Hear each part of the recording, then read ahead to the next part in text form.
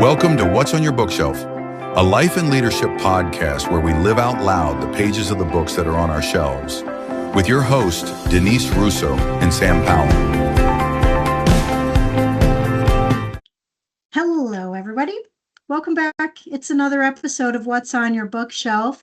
This is our life and leadership podcast where we're living out loud the pages of the books that are on our bookshelves. My name is Denise Russo.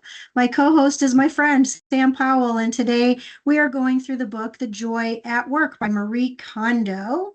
This book is a really practical and easy to read but hard to apply book about having more joy at work, in the office, with your colleagues, with the processes you have at work. And today we're talking about chapter 9. And Sam, you and I have been a part of a team, and we are a team, and I'm looking forward to talking today about tidying teams. Yeah, me too. Tidying teams. I feel like this is, of all the chapters in this book, probably the one that makes people most nervous, because when we think of tidying teams, I think we immediately think like layoffs and, all of a sudden I don't have a job and, and things like that. And I feel like they do handle this really well. This is one of the chapters written by Scott Sonenshein.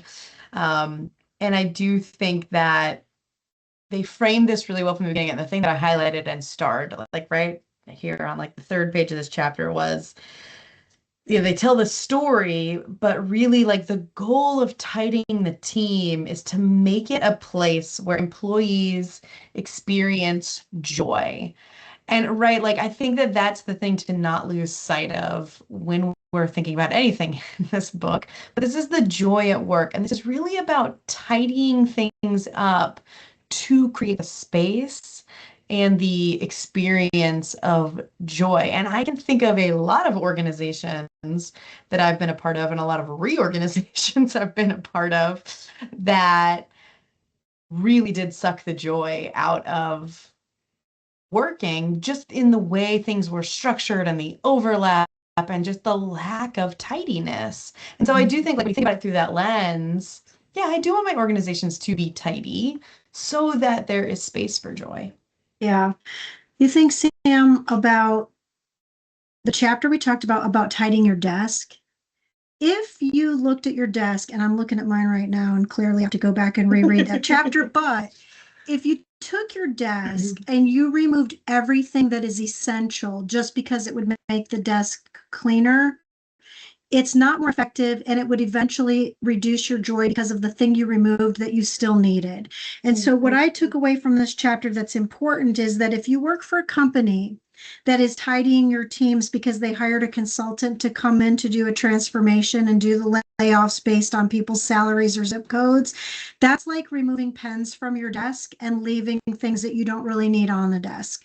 Sometimes it's inefficient, it's ineffective, and it reduces the joy that's in the room. But you as a leader, if you're listening to this episode, have the opportunity. It's hard, but it is part of the opportunity of being a leader, of visualizing whether you have taken on a new team or you're adapting your current team or you're losing some of your existing team, of what could you visualize your ideal team to be.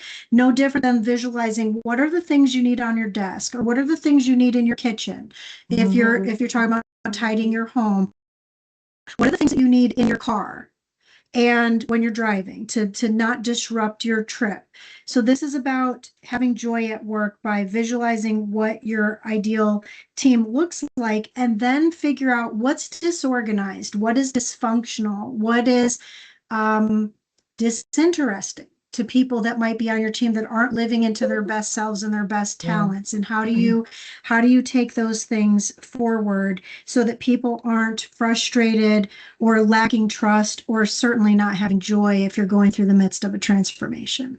Yeah. And again, like, right, this is like all the other chapters. Start with, what that ideal situation is. And then, he talks about, really identifying what the purpose of the team is. And he defines purpose as the genuine belief in the value of the work that you're doing, right? It helps us find meaning meaning in our efforts by connecting us to a larger goal. Without purpose, teams quickly become messes, straying from task to task, lacking a clear reason to exist.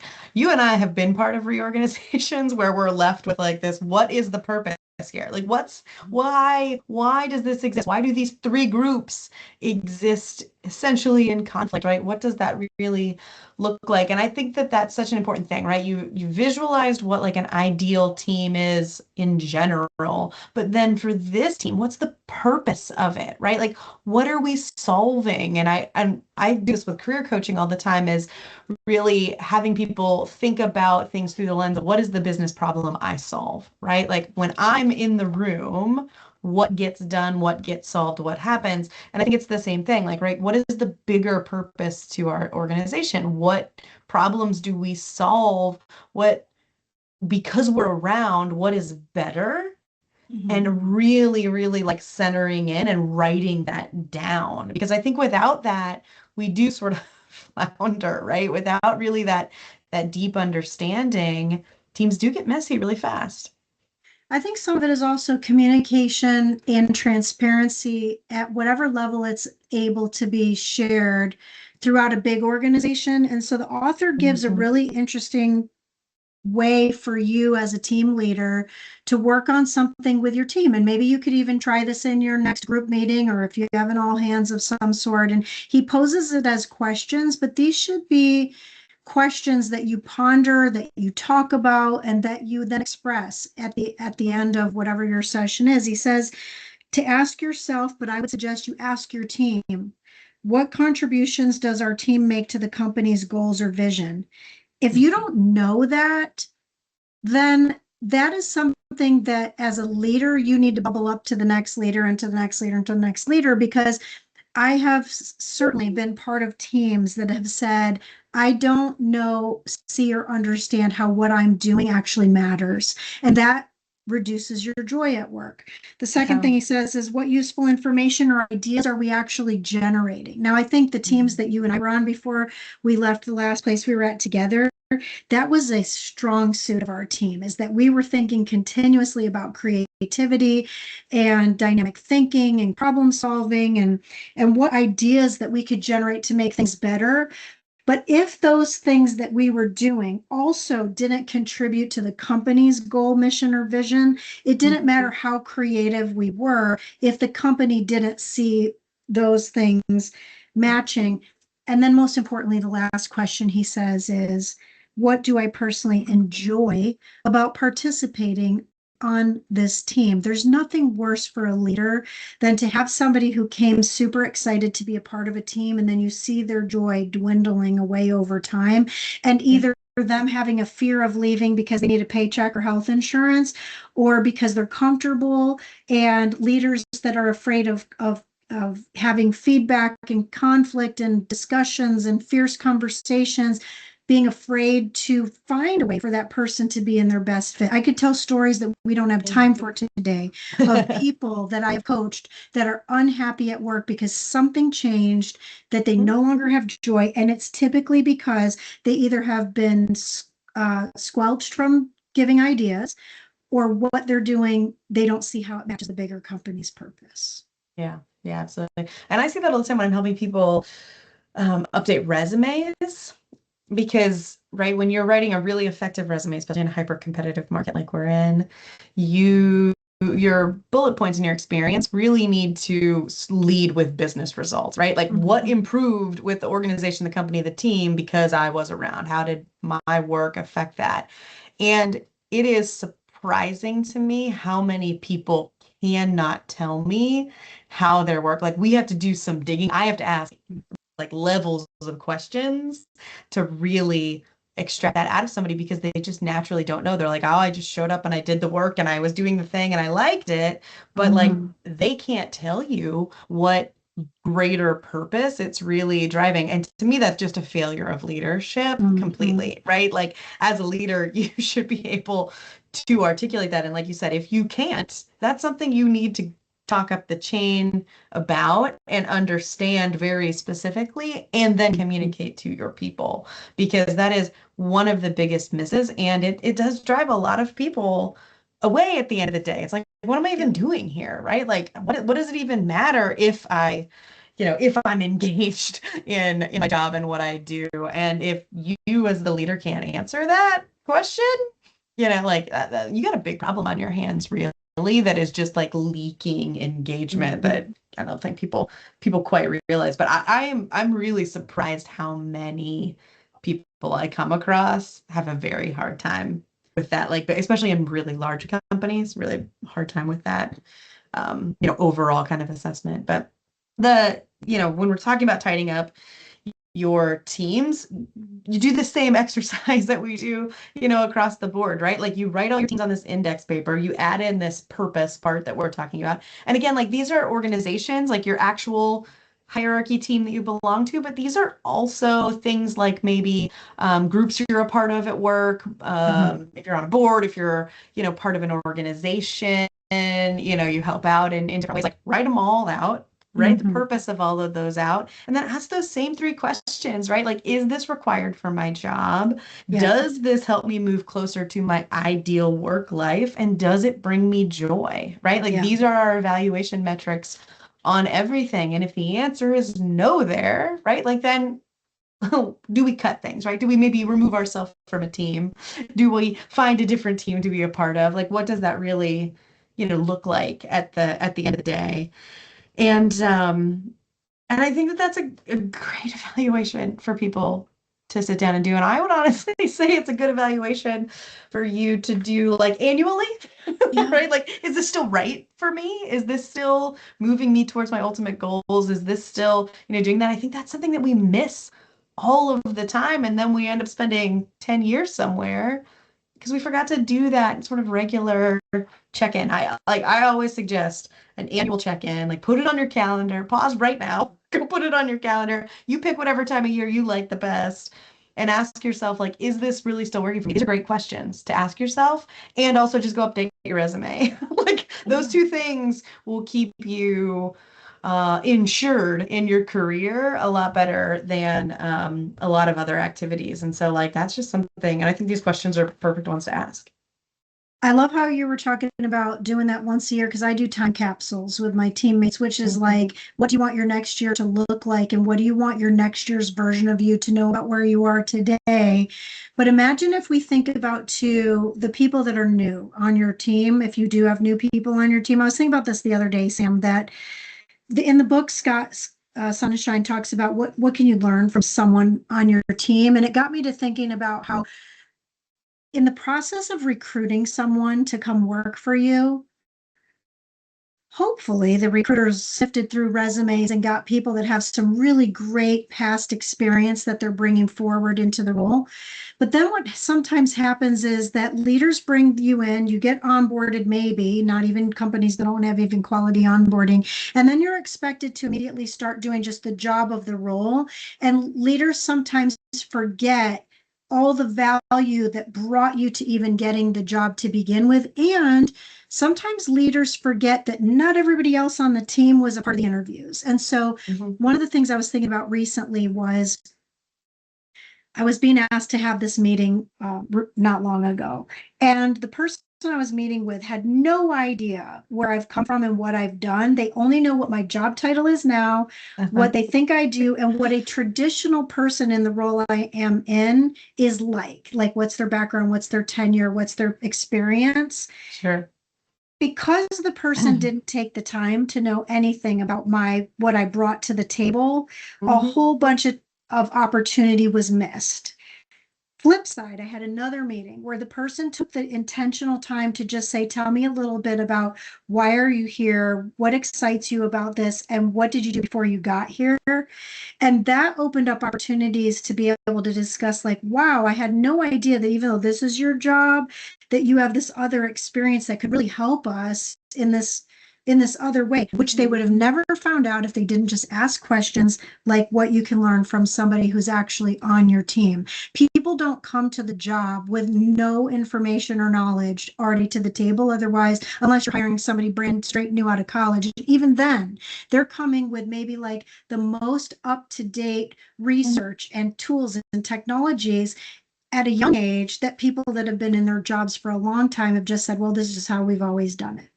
Yeah. I just don't think we ask enough questions about people. Like we're just not curious enough about folks. Like when I meet somebody new, I want to know everything about them. Maybe it's just because I am a people person. I am a super high I on the disc chart. I don't know, but like I want to know all these details. Like it always surprises me. Like I have a very weird background. I've lived overseas. I went to high school in Japan. Like I've done a bunch of different stuff. Like I have a very strange sort of background than like typical, I think, typical people around me. And it's surprising to me like how long I'll know someone Mhm. and how many hours we'll spend together.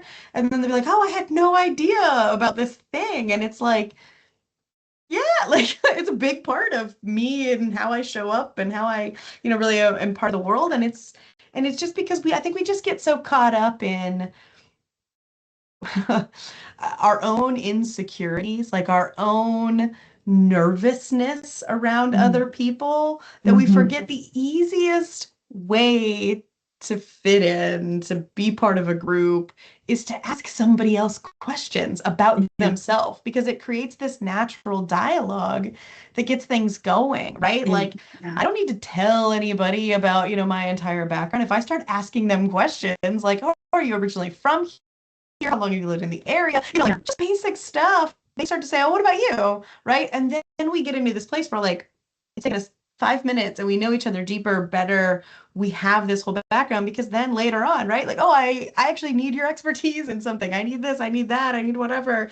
Like I did this. I was at a little get together yesterday and somebody that I know well, one, I didn't know where they work, but they had a cup. And on the cup, it had like a weird little slogan. And I was like, what's that mean? And he was like, oh, it's from this company. I was like, I didn't know you worked there. And I was like, what do you do? And he was like, oh, I'm actually part of like a leadership development team. I was like, what? I had no idea, right? Like, I'm like, we could have been talking about this whole time.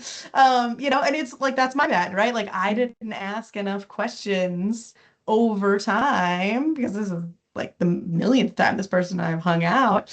But we've always talked about the things that started the connection, right? Like, oh, Ah, things are all about our kids and the community and the sports and blah, blah, blah, blah. And it's like, we just don't get curious and ask enough questions that open up this opportunity to create these teams, right? These yeah. communities, these groups of people that really can help us, further, I don't know, what we want out of life, right? Like the question always of like, is this, moving me closer to my ideal life that I want?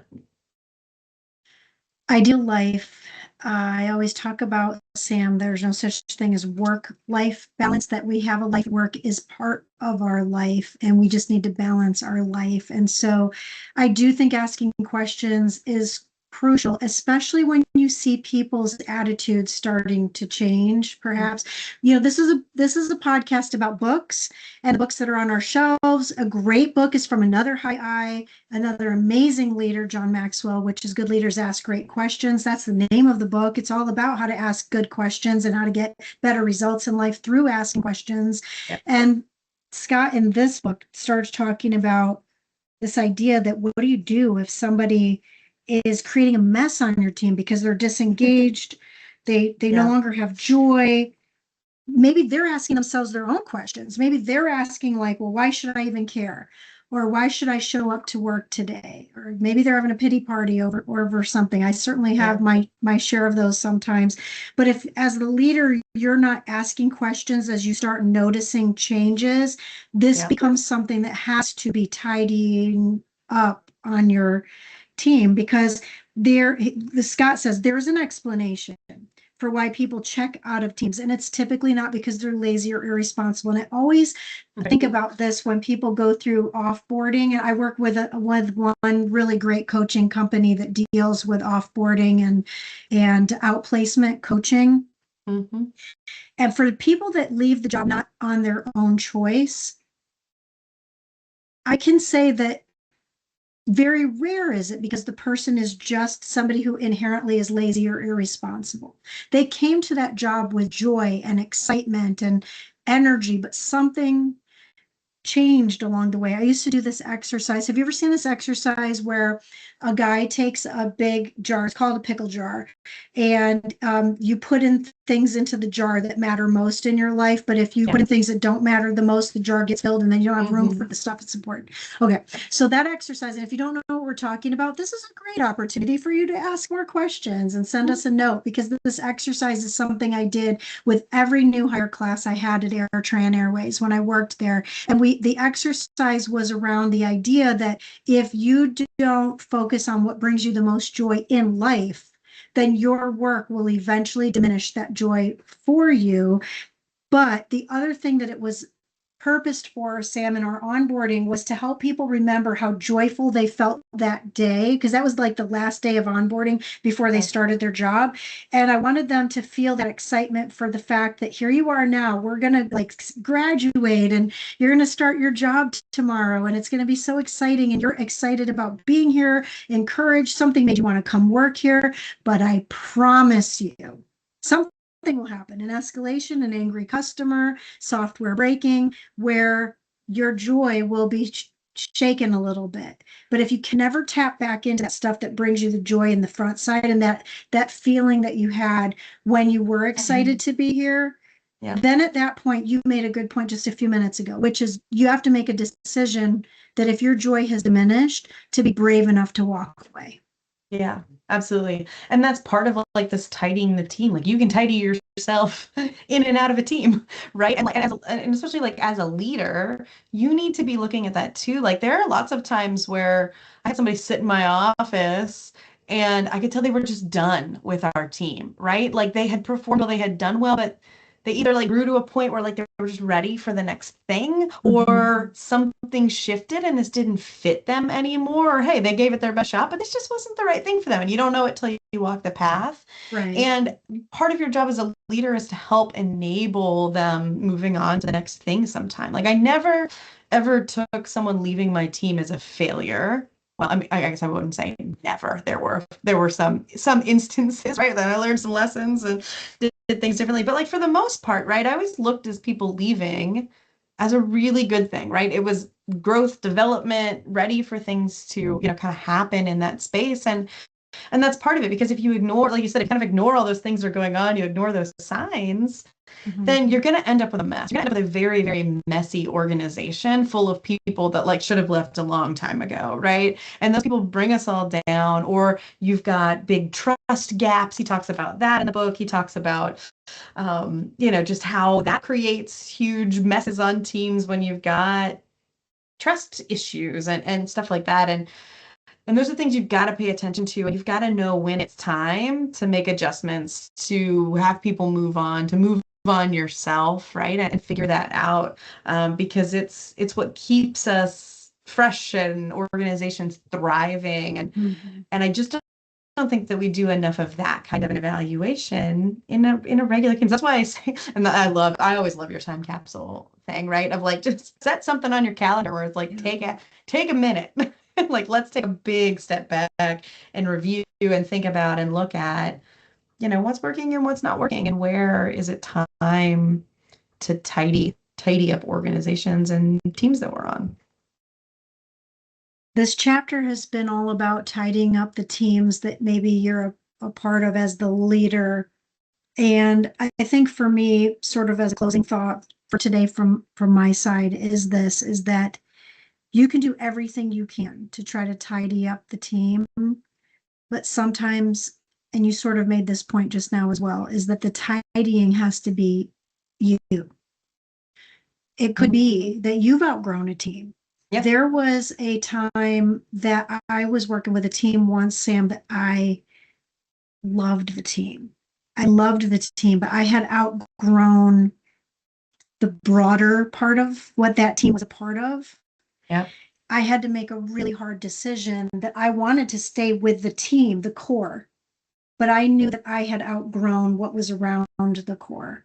Yeah. And I had to step away, and I thought I was making the right choice. And then where I went ended up being not very positive for me. But then I got to make another choice, and I got to move again to something different. And then I got to make another choice after that, and maybe one more even after that, because this is all about evolving as a person and evolving as a leader. And if one of our former mentors from the John Maxwell team said there's nothing worse than being stuck. And he said, stuck stinks. Don't stay stuck. If you are a part of tidying a team, but you're the one that needs to maybe go be a part of a new team. I had another mentor from a different organization once that said, if you can't change the people around you, then change the people around you. Yeah. Yeah. And Yeah, what that that's takes exactly is, it. you Yeah. changing, you moving. Yeah. Yeah, absolutely. And I think we're afraid of that, right? Like I talk to people all the time who are in a job transition or something like that, and there's this real fear, or just like I hear all the time, one of the most common things I hear is like, I don't want to have to like get a new job. I'm afraid of making a change because I don't want to get a new job and then have to get a new job again, right? Like people are just so afraid of like having to make an adjustment. And like I understand it, but you've also got to embrace when that's right and when it's the time to move. And maybe, I always tell people like the next decision you make with your career or with the team that you're on or things like that don't have to be forever. I had a boss and a mentor tell me one time, like, there's always an on ramp and there's always an off ramp, right? Like, and you're on the highway, sometimes you got to get on the service road, come back on, right? Like, these journeys don't have to be this, like, I've made a decision for the rest of my life, the rest of my career, the rest of my identity. It's what's now, right? What's a year look like? What's 2 years look like? What's 18 months look like? What does 5 years look like? Like, that's Yeah. okay to make that, but you've got to lead yourself through that. And if you're leading other people, you absolutely have to lead other people through that because that's what keeps teams tidy, I think, in the long run. Absolutely. She ends this chapter, or he ends this chapter, or combined, they end this chapter by saying, if you do your best to tidy your teams, you'll bring joy not just to yourself, but to everyone else in the group as well. And so next week, we're going to talk about how do you share the magic of tidying, because even though this chapter could be something that's difficult and it's hard, especially if you're talking about transformation of teams that is through the hardship of things like laying people off or moving people into different roles, this book is a positive book, and it's about bringing joy to your life and bringing joy to your work. And so next week, we're going to talk about how do you share the magic that comes from all the different things we talked about that you can tidy, everything from, like we said, your pen holder to your relationships, to your networks, to your emails, to your computer, etc. Yep, can't wait. All right, Sam, any other takeaways for today before we go? No, I think we said it all. We said it all. Well, I have to say, no matter what team we've been a part of, and we've now been a part of multiple teams together, the best part for me is that we continue to find our way to be together, even if the team looks a little bit different along the way. So thank you, as always, for being such a great teammate with and for me. I value you so much. And friends, on behalf of my friend Sam Powell, my name's Denise Russo. This has been another episode of What's on Your Bookshelf.